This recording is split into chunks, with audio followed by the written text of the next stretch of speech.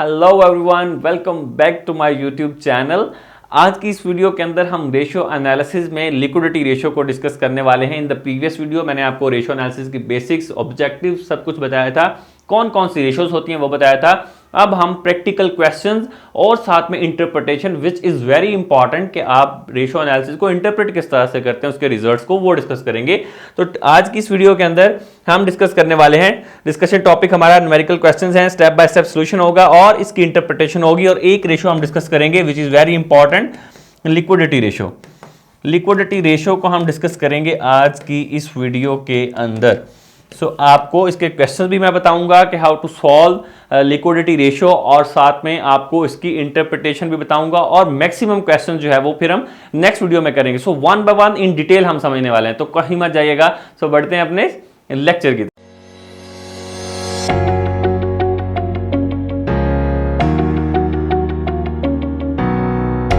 अब हम डिस्कस करने वाले हैं लिक्विडिटी रेशियो। लिक्विडिटी रेशियो का क्वेश्चन सॉल्व करेंगे। लिक्विडिटी रेशियो क्या होती है आपको पता है कि शॉर्ट टर्म एसेट्स होते हैं आपके पास, शॉर्ट टर्म लायबिलिटीज होती हैं आपके पास। एक साल के अंदर जितनी भी रेशियोज को हमारे पास कितना एसेट्स पड़े हैं, कितनी लायबिलिटीज पड़ी हैं for the short time period, उसकी रेशियो को कैलकुलेट करने के लिए हम लिक्विडिटी रेशियो इस्तेमाल करते हैं। और लिक्विडिटी रेशियो के अंदर डिफरेंट टाइप्स की रेशियोज आ जाती हैं। मल्टीपल मैंने आपको टाइप्स बताई थी। नंबर 1 हमारे पास करंट रेशियो है, क्विक एसेट टेस्ट रेशियो है, कैश रेशियो है, और फिर नेटवर्किंग कैपिटल भी चेक करते हैं। Not a ratio networking capital, but हम उसको चेक करते हैं। तो इसमें 3 रेशियोज मेन आती हैं लिक्विडिटी रेशियो में, करंट रेशियो, कैश रेशियो और क्विक रेशियो। तीनों हम सॉल्व करने वाले हैं और इस क्वेश्चन से सॉल्व करेंगे।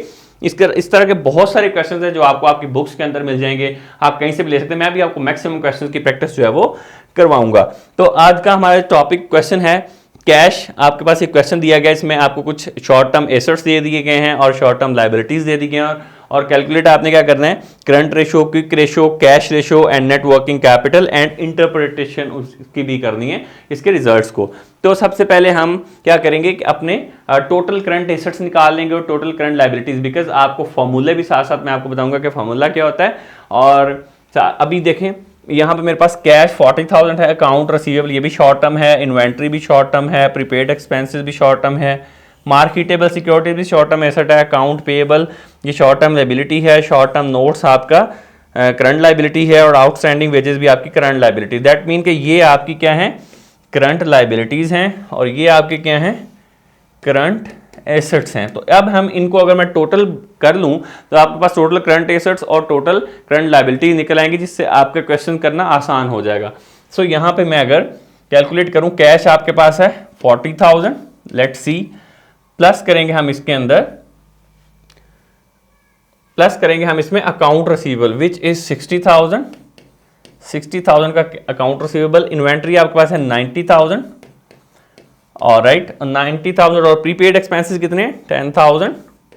आप साथ साथ नोटबुक पकड़ लें और साथ साथ नोट करते जाएं ताकि आपके लिए इजी हो जाएगा इसको करना। मार्केटेबल सिक्योरिटीज कितनी है, 30,000। नोटबुक पकड़ लें साथ साथ आप भी नोट करते जाएं, ठीक है। तो यहां पे भी हम इसका टोटल करेंगे 30/10, ये कितने होगा, 40 एंड 60, ये होगा 1 लाख, और ये होगा 2,30,000। 2,30,000 आपके पास क्या आ गया, टोटल करंट एसेट्स आपके पास कितने निकल के आ गए, 2,30,000 रुपीज के। ऑलराइट, और इसी तरह से अब हम करंट लायबिलिटीज का भी टोटल कर लेते हैं। ये कितनी है, 1,10,000। ऑलराइट, 1,10,000, और इसमें ऐड करेंगे 50,000, और इसके में आउटस्टैंडिंग वेजेस आपके पास, ये भी आपकी जो है वो लायबिलिटी होती है, आपने पे करने हैं। तो 20,000 आउटस्टैंडिंग का मतलब हो गए हैं लेकिन अभी आपने पे नहीं किए।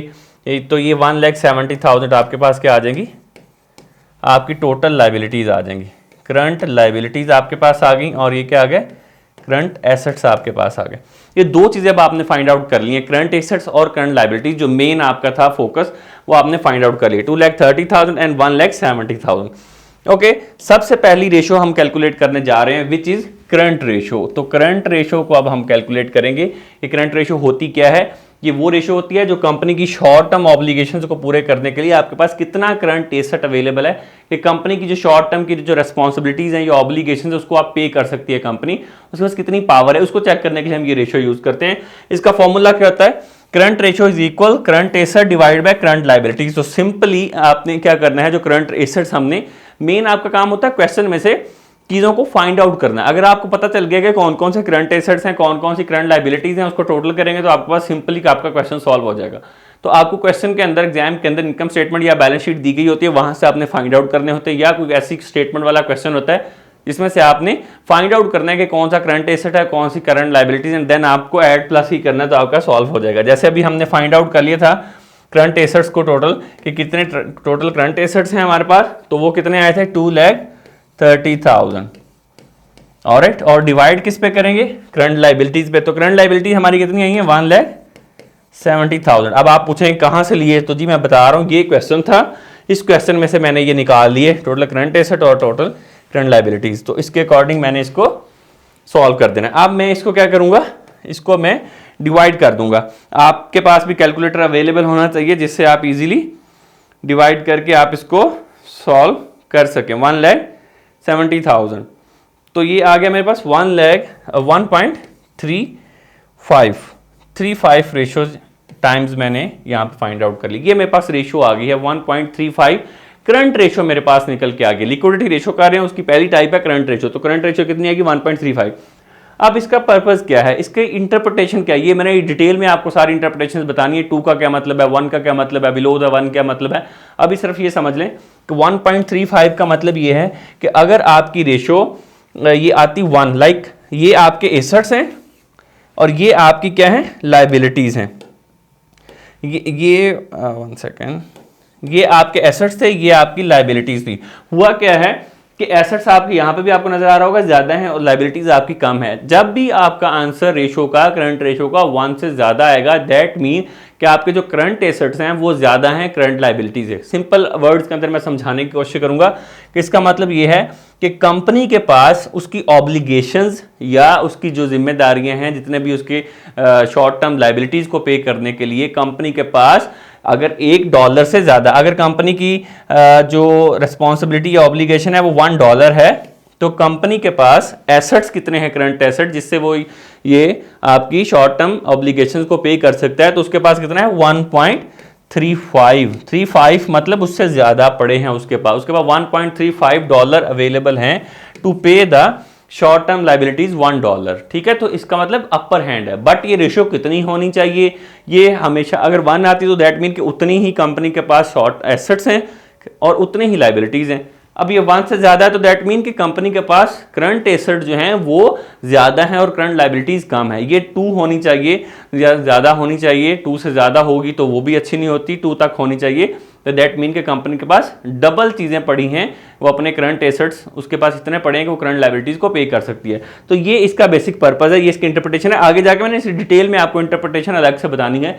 ये सिर्फ बताने का पर्पस ये कि कंपनी के पास सिंपल वर्ड्स के अंदर $1 लगा लें, $1 लगा लें कि कंपनी के पास अगर उसकी लायबिलिटीज $1 है तो उसको पे करने के लिए $1.35 अवेलेबल हैं। ऑलराइट, तो ये था आपका करंट रेशियो। अब हम मूव करते हैं करंट एसेट क्विक रेशो पे। क्विक रेशो क्या होती है, ये थोड़ी सी एडवांस रेशो होती है जिसमें से हम लेस लिक्विड एसेट्स को रिमूव कर देते हैं। जैसे कि इन्वेंट्री आपका लेस लिक्विड एसेट है और प्रीपेड एक्सपेंसेस भी आपका लेस लिक्विड। अब प्रीपेड एक्सपेंसेस क्या होते हैं, जो कि आपने ऑलरेडी पे कर दिए, अब वो या तो आपके पास वापस तो नहीं आ सकते, कैश में कन्वर्ट तो नहीं हो सकते।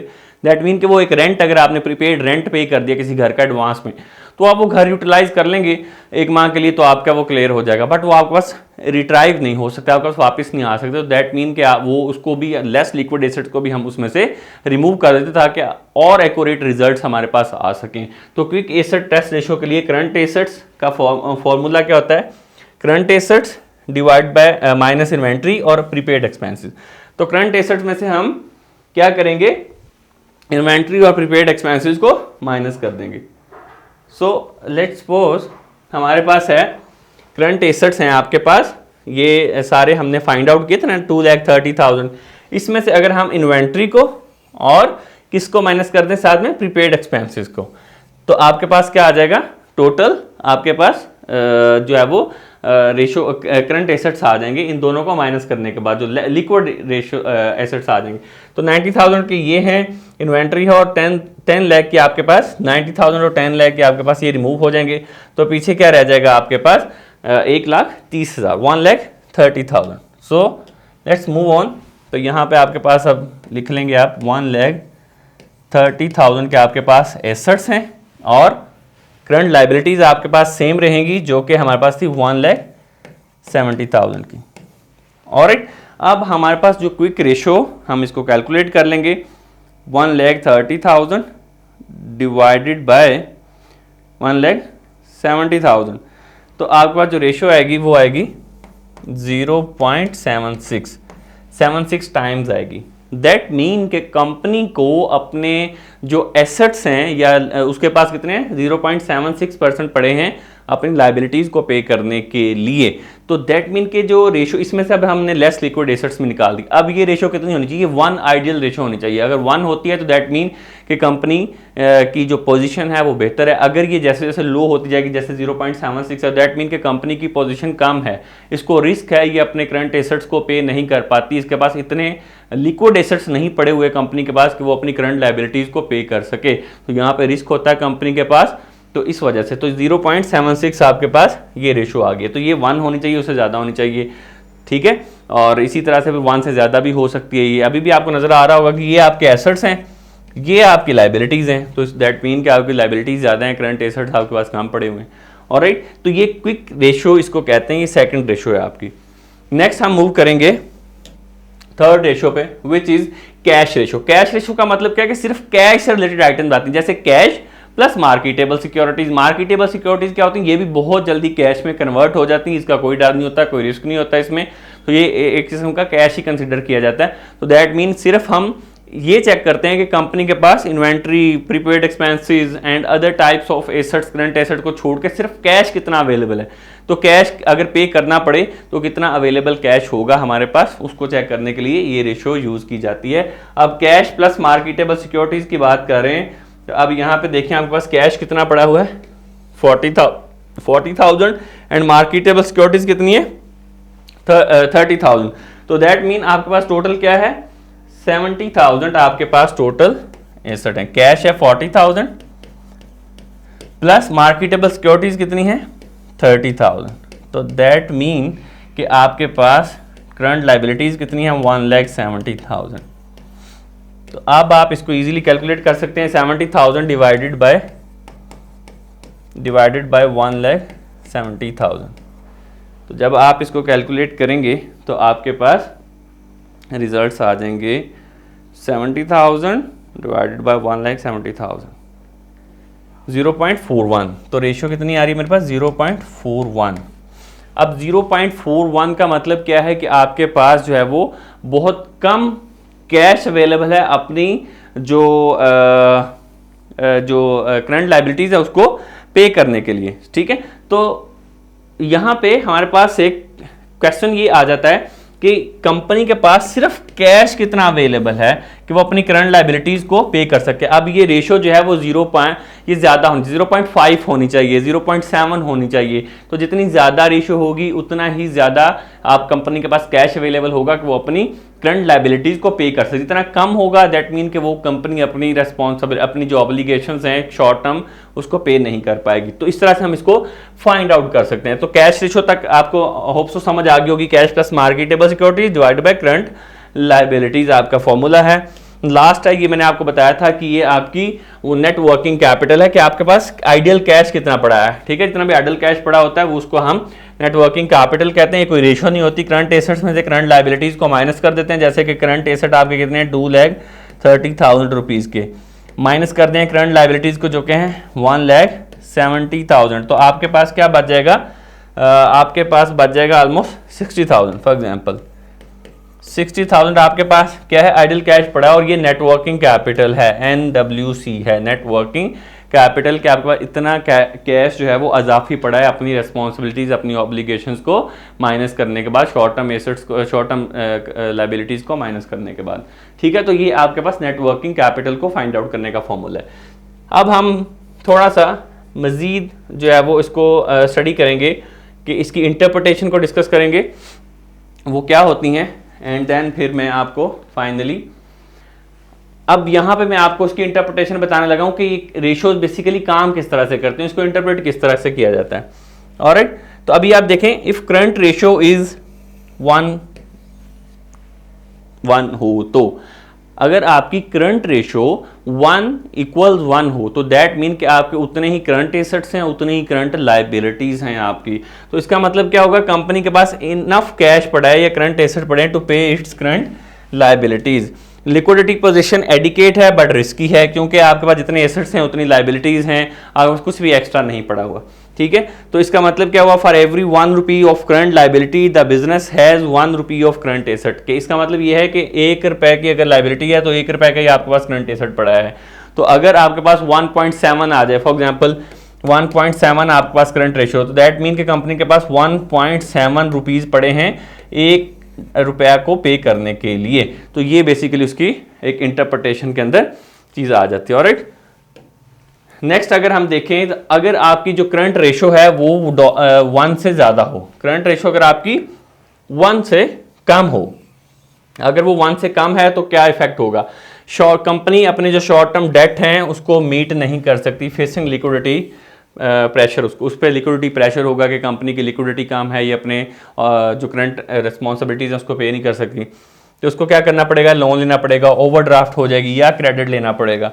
सप्लाईज जो होंगी वो हेजिटेट, जो सप्लायर्स होंगे वो कैश देने से, क्रेडिट पे उधार चीजें देने से हेजिटेट करेंगे। रिस्क होगा, डिफॉल्ट रिस्क जो है वो इंक्रीज हो जाएगा, कंपनी जो है डिफॉल्ट कर सकती है। तो company has less asset than what is of short term, कि कंपनी के पास शॉर्ट टर्म लायबिलिटीज को पे करने के लिए लेस एसेट्स पड़े हैं। तो ये उसका मतलब होगा अगर रेशो 1 से कम आ जाती है तो। ठीक है, नेक्स्ट आपके पास है if current ratio between 1.5 to 2 रहती है तो ये आइडल रेंज है। जैसे कि मैंने आपको बताया कि अगर करंट रेशियो आपकी 1 से लेके 2 तक रहेगी तो वो एक हैंडसम अमाउंट है, हैंडसम नंबर है, जिसमें आप कंसिडर कर सकते हैं कि कंपनी की जो हेल्थ है वो ठीक है, वो बैलेंस जा रही है। ठीक है, इसकी एफिशिएंट सफिशिएंट इसके पास लिक्विड रिसोर्सेज हैं अपनी ऑब्लिगेशंस को मीट करने के लिए, मैनेजमेंट ऑफ वर्किंग कैपिटल अच्छी हो रही है। ठीक है, जो भी not over invested in idle assets में कहीं पे भी ओवर इन्वेस्ट नहीं किया हुआ, business can pay off liabilities comfortably without any pressure, का अगर उसको लाइबिलिटीज को पे करना है तो वो विदाउट एनी प्रॉब्लम अपनी करंट लाइबिलिटीज को वो पे कर सकता है। तो ये है उसका 2 का मतलब, ये उसकी इंटरप्रिटेशन होगी जो मैं आपको बता रहा हूँ। If current ratio greater than 2, अगर 2 से ज्यादा आ जाती है उसका क्या मतलब है, इसका मतलब ये है कि कंपनी की लिक्विडिटी बहुत ज्यादा हाई है, कंपनी के पास एक्स्ट्रा पैसे पड़े हुए हैं अपनी लिक्विडिटी को पे करने के, लेकिन ये बहुत ज्यादा भी अच्छा नहीं होता क्योंकि आपके पास इन्वेंट्री बहुत ज्यादा पड़ी है, उसका टर्नओवर नहीं है, वो बार बार जा नहीं रही, आप सेल नहीं कर पा रहे, तो दैट मीन कि आपका अकाउंट रिसीवेबल बहुत ज्यादा पड़ा है, तो करंट रेशियो भी बहुत ज्यादा भी होना अच्छा नहीं होता, तो 2 से ज्यादा नहीं होनी चाहिए। Too much cash or inventory is sitting in idle, company में have excess inventory, high holding cost, poor credit policies हैं जिसकी वजह से कंपनी जो है वो काम ठीक से नहीं कर पा रही। ठीक है, तो ये बहुत ज़्यादा भी नहीं होनी चाहिए 2 से। और ऑफ करंट एसेट्स मैटर करती है किस तरह से, a high current ratio is not always good fit, inventory slow moving होती है, receivables are not collected on time, cash is tied up. For example आपके पास करंट रेशियो बहुत ज़्यादा, आपकी जो आपके पास करंट एसेट्स बहुत ज़्यादा, आपके पास कैश नहीं पड़ा, कैश नहीं है लेकिन करंट एसेट बहुत ज़्यादा, तो दैट मीन कि आपकी जो पुअर क्रेडिट पॉलिसी है इसकी वजह से आप रिसीव नहीं कर पा रहे, जिनसे आपने पैसे लेने हैं रिसीव नहीं कर पा रहे, इसलिए आपके पास कैश नहीं है बट आपकी करंट रेशियो हाई है, तो ये पुअर एफिशिएंसी को भी समटाइम डिनोट कर रही होती है। तो आपने इससे फॉर एग्जांपल अ कंपनी में have a ratio of 3:1 but still fails to pay bills if its inventory is not selling. अगर आपको हो सकता है कि आपकी जो रेशियो करंट रेशियो 3:1 है, तो दैट मीन कि आपके पास 3 की रेशियो आ रही है बट फिर भी आप अपने बिल्स वगैरह पे नहीं कर पा रहे, आपके पास कैश नहीं है, तो दैट मीन कि आपका अकाउंट रिसीवेबल बहुत ज़्यादा हाई होगा जिसकी वजह से आप लोगों से पैसा रिसीव ही नहीं कर पा रहे और आपके पास इन्वेंट्री बहुत ज़्यादा पड़ी होगी, तो ये ज़्यादा रेशो भी अच्छी नहीं होती। आई एम वेरी होपफुल कि मैंने आपको ये पॉइंट्स क्लियर कर दिए हैं करंट रेशो से रिलेटेड। सेकंड टाइप है क्विक रेशो। क्विक रेशो का क्या मतलब है, इफ क्विक रेशो 1:1, अगर क्विक रेशो आपकी 1:1 आ रही है, उतनी ही लाइबिलिटीज उतने ही वो आ रहे हैं, तो दैट मीन कि कंपनी एनफ कैश है, उसके पास लिक्विड एसेट्स हैं, cash receivable plus near cash item to meet short term obligation, उसके पास इतना कैश है कि वो अपनी इजीली उसको मैनेज कर सकती है। अगर लेस देन 1 आती है तो दैट मीन कि कंपनी जो है वो इमीडिएटली वीक लिक्विडिटी, उसकी लिक्विडिटी ज़्यादा वीक है, 1 से अगर कम आ जाती है। कंपनी कैन नॉट पे urgent liabilities for instantly convertible assets, अगर उसको अपने अर्जेंटली पे करना हो तो उसके बाद इतना कैश अवेलेबल नहीं होगा कि वो उसको इजीली पे कर सके, अगर 1 से कम आती है। और अगर ग्रेटर देन 1 आ जाती है रेशो, तो दैट मीन के company very strong immediate liquidity, कहीं भी उसको किसी भी टाइम अपने शॉर्ट टर्म ऑब्लिगेशन को पे करना पड़े तो ऐसे फॉरन जो है वो पे कर देगी उसको, ठीक है। कंपनी कैन इजीली पे current liabilities with its most liquid asset, जो भी उसके बाद मोस्ट लिक्विड एसेट्स, यहाँ पे क्या हमने किया था, इन्वेंट्री और प्रीपेड एक्सपेंसेस को निकाल दिया था, बिकॉज हमारे पास मोस्ट लिक्विड एसेट्स रह गए। अगर उसके साथ अगर ये रेशो 1 से ऊपर आती है तो that is very very good liquidity आपके पास पड़ी है कंपनी के पास अपने एसेट्स को पे करने के लिए। ऑलराइट, चलें नेक्स्ट आपके पास रह गया कैश रेशो। कैश रेशो का क्या पर्पस है जी, अगर आपकी कैश रेशो जो है वो लेस देन 1 होती है, जो कि हमारी आई थी 0.41, हमारी क्या निकली थी 0.41, जो अभी हमने क्वेश्चन किया है, तो अगर लेस देन 1 रहती है तो उसकी इंटरप्रिटेशन क्या है, नॉर्मल है and common for most companies. ये नॉर्मल भी है और बहुत सारी कंपनीज के लिए कॉमन है, इतनी ही होती है। It means the company can not pay all liabilities only from cash, इसका मतलब ये है कि कंपनी सारी लाइबिलिटीज जो हैं वो कैश से पे नहीं कर सकती, उसको कहीं ना कहीं और एसेट्स के पे करना पड़ेगा अगर वो 1 से कम आती है। But it can still rely on receivable, then inventory पर रिलाई कर सकती है। Not necessarily bad unless ratio is extremely low, ये अगर 1 से कम है तो बहुत ज़्यादा बैड नहीं है, फॉर एग्जाम्पल 0.7 आ गई, बट दैट मीन कि वो कुछ ना कुछ बेहतर है। वेरी लो रेशो, अगर 0.1 और 0.5 के बीच में आती है तो वेरी लो रेशो जो कि हमारी आई थी, दैट मीन कि उस कंपनी के पास कैश इतना ज़्यादा नहीं है, सीरियस लिक्विडिटी प्रेशर है, कंपनी मस्ट कलेक्ट रिसीवेबल्स और बोरो टू पे अर्जेंट बिल्स, उसको क्या करना पड़ेगा कि एज सुन एज पॉसिबल अपने रिसीवेबल्स को कलेक्ट करना पड़ेगा। जब अपने रिसीवेबल्स को कलेक्ट करेगी दैट मीन उसके पास क्या आ जाएगा, कैश आ जाएगा। कैश आ जाएगा तो अपने ऑब्लिगेशंस को फुलफिल कर सकती है। तो ये इसका क्या मतलब है कि वेरी लो रेशो जो हमने अभी क्वेश्चन में फाइंड आउट की थी ये वेरी लो है।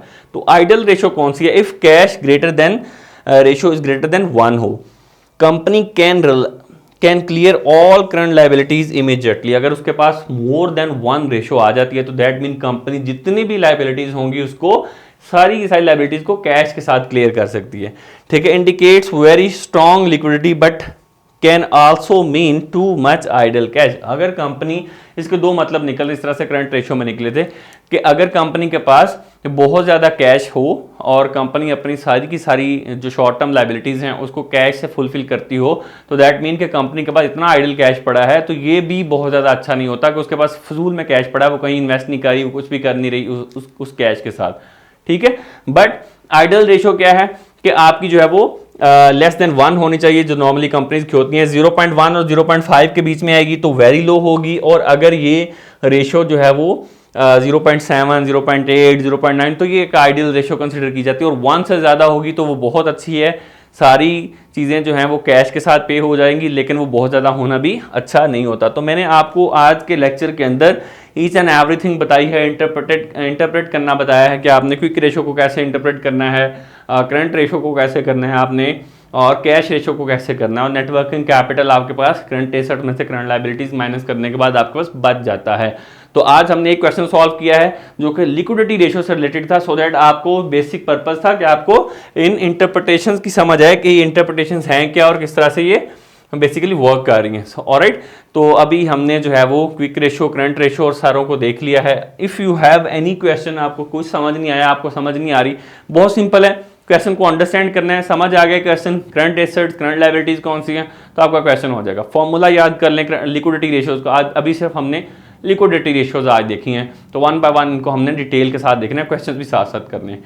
कोई क्वेश्चन हो आप हमें DM कर सकते हैं, आप कमेंट किया करें, ज़्यादा से ज़्यादा वीडियो को अच्छी लगती है तो उसको फ्रेंड के साथ शेयर करें ताकि वो भी इससे कुछ ना कुछ लर्न कर सकें। Thank you so much for watching this video.